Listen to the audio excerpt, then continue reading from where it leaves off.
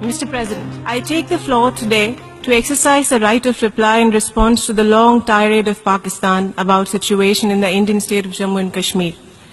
The worst violation of human rights is terrorism. When practiced as an instrument of state policy, it is a war crime. What my country and other neighbors in our region are facing today is Pakistan's long-standing policy of sponsoring terrorism, the consequences of which have spread well beyond our region. Mr. President, only last week, the international community honored the memory of thousands of innocent victims from around the world who lost their lives not far from here in New York 15 years ago in a most horrifying terror attack. The world has not yet forgotten that the trail of that dastardly attack led all the way to Abbottabad in Pakistan. The land of Takshila, one of the greatest learning centers of ancient times, is now host to the Ivy League of terrorism. It attracts aspirants and apprentices from all over the world. The effect of its toxic curriculum are felt across the globe. It is ironical, therefore, that we have seen today the preaching of human rights and ostensible support for self-determination by a country which has established itself as the global epicenter of terrorism.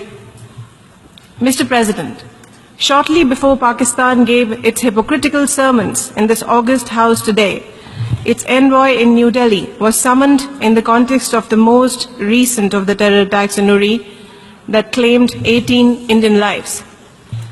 That terrorist attack is a part of a trail of continuous flow of terrorists trained and armed by our neighbor and tasked to carry out terrorist attack in my country. What we see in Pakistan, Mr. President, is a terrorist state which channelizes billions of dollars, much of it diverted from international aid to training, financing and supporting terrorist groups as militant proxies against its neighbors. Terrorist entities and their leaders, including many designated by the UN, continue to roam its streets freely and operate with state support. With the approval of authorities, many terrorist organizations raise funds openly in flagrant violations of Pakistan's international obligations.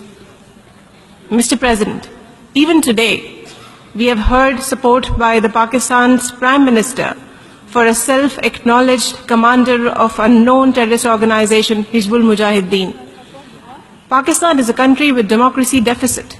In fact, it practices terrorism on its own people. It extends support to extremist groups, it suppresses minorities and women, and denies basic human rights, including through draconian laws. As a democracy, India is firmly resolved to protect all our citizens from all acts of terrorism in Jammu and Kashmir. We cannot and will not allow terrorism to prevail. Finally, Mr. President, we have heard Pakistan, whose nuclear proliferation record is marked by deception and deceit, talking about restraint, renunciation and peace. Similar false promises it has made to us, the international community, on terrorism. Perhaps renunciation of lies and self-restraint on threats could be a good place for Pakistan to start. I thank you, Mr. President.